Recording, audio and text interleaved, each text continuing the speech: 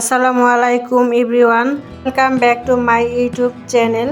চলে আসলাম নতুন আরও একটি রেসিপি নিয়ে। আমার আজকের রেসিপি হলো চিকেন মোমো রেসিপি।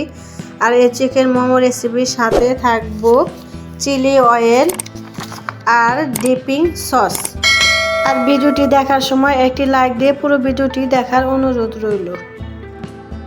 প্রথমে আমি নিয়েছি চিকেনের বুকের মাংস। এখন আমি এই মাংসগুলো টুকরো টুকরো করে কেটে নিব। আর আমার চিকেনগুলো কাটা হয়ে গেলে আমি এগুলোকে একটু ব্লেন্ড করে কিমা করে নেব। আপনারা চাইলে নাইফের মাধ্যমেও কুচি কুচি করে কেটে কিমা করে নিতে পারবেন। আমার ব্লেন্ড করা হয়ে গিয়েছে। এখন আমি একটি বলে ঢেলে নিব। তারপর দিয়ে দিব গোলমরিচের গুঁড়া, দিয়ে দিব সয়া সস, স্বাদ মতো লবণ, দিয়ে দিব পেঁয়াজের কলি, গাজর কুচি, দিয়ে দিব রসুন কুচি আর আদা কুচি, আর অল্প একটু পেঁয়াজ কুচি নিয়ে নিব।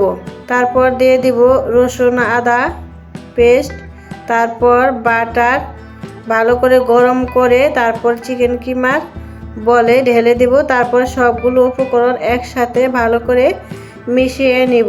আর মেশানো হয়ে গেলে এখন আমি এটি সাইডে রেখে তারপর অন্য একটি বলে নিয়ে নিব ময়দা, কর্নফ্লাওয়ার আর লবণ। তারপর সবগুলো উপকরণ একটু ভাত দিয়ে ভালো করে মিশিয়ে নিব। আর মিশানো হয়ে গেলে এই পর্যায়ে আমি পানি নিব। আর পানিটা অবশ্যই নরমাল পানি নিতে হবে। পানিটা অল্প অল্প করে দিয়ে একটি ডো তৈরি করে নিতে হবে। এখানে একবারে পানিটা দেওয়া যাবে না। আর ডোটা যদি নরম হয়ে যায় তাহলে মোমোটা তৈরি করতে অসুবিধা হবে। আর এখানে ডোটা এমনভাবে করতে হবে যাতে বেশি শক্ত না হয় আর নরম যাতে না হয়ে যায়, একদম মিডিয়াম পর্যায়ে রাখতে হবে। আর এইভাবে আমি ডোটি করে নিচ্ছি। এখন আমি 20 মিনিটের জন্য ঢেকে সাইডে রেখে দেব। 20 মিনিট পর ফিরে আসলাম। আমার ডোটা দেখেন একটু নরম হয়ে গেছে। আমি এর মধ্যে হালকা একটু ময়দা মিশিয়ে ভালো করে আরও কিছুক্ষণ ডলে নিব। ভালো করে ডলে নিতে হবে। আর যদি ময়দা লাগে তাহলে অল্প অল্প করে ময়দা দিয়ে ভালো করে ডলে নেবেন। আর লম্বা করে আমি ডলে নিচ্ছি। আর ডলে নেওয়া শেষ হয়ে গেলে এখন আমি এগুলোকে ছোট ছোট পিস করে কেটে নিব। আর কেটে নেওয়ার পর আমি একটি একটি করে ভালো করে ভাঁজ করে তারপর সাইডে 10 মিনিটের জন্য রেখে দেব। আর রেখে দেওয়ার পর আমি একটি একটি করে বল নিয়ে আমি রুটি করে সেই চিকেন মোমোটা তৈরি করে নিব।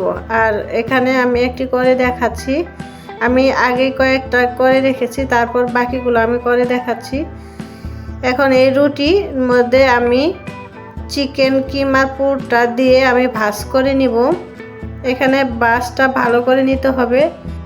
হাত দিয়ে ভালো করে ভাঁজ করে নিয়ে সাইড করে রেখে আমি আরও একটি করে দেখাচ্ছি। আর এখানে চিকেন মোমোর যে ডিজাইনটা এটা আপনারা আপনাদের পছন্দ মতো ডিজাইন করে নিতে পারবেন।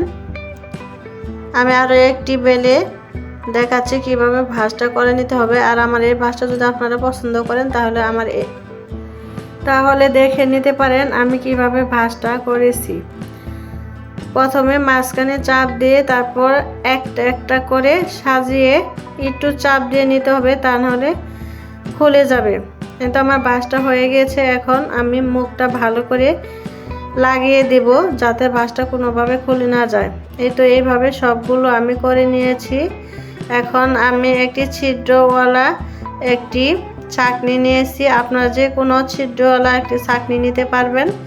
আমি এই ছাঁকনিতে এখন আমি একটু তেল ব্রাশ করে তারপর চিকেন মোমোগুলো সাজিয়ে এখন আমি স্টিম করে নেব। আর স্টিম করার জন্য আমি বড় হাঁড়িতে পানি বসিয়ে দিয়েছি। যখন এখান থেকে বাষ্প বের হবো তখন আমি এই ছাঁকনিটা হাঁড়ির উপর বসিয়ে ঢাকনা দিয়ে ঢেকে তারপর সিদ্ধ করে নেব। তারপর আমি চিলি অয়েলটা তৈরি করে নিব।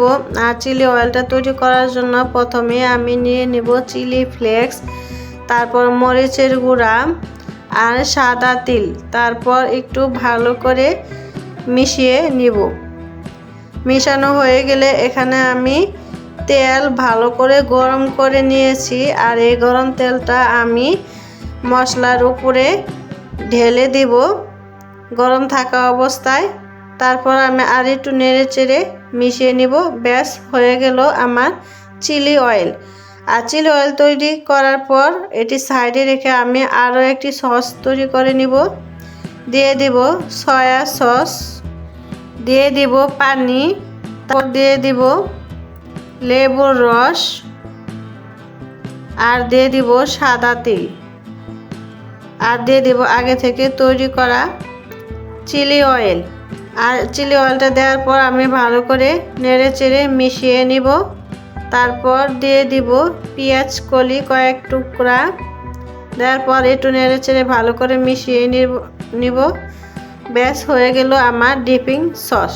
এখন চিকেন মোমো খাওয়ার জন্য সব রেডি। আপনারা চাইলে যে কোনো সস দিয়ে পরিবেশন করতে পারবেন। অন্যদিকে আমার চিকেন মোমোটা হয়ে গেছে, আমি ডিপিং সস দিয়ে পরিবেশন করে নিয়েছি। আর এই রেসিপিটি তৈরি করতে খুবই সহজ। দেখেন চিকেন মোমোটা কত সুন্দর হয়েছে, কতটা সফট হয়েছে। এটি কিন্তু খেতেও অনেক মজার।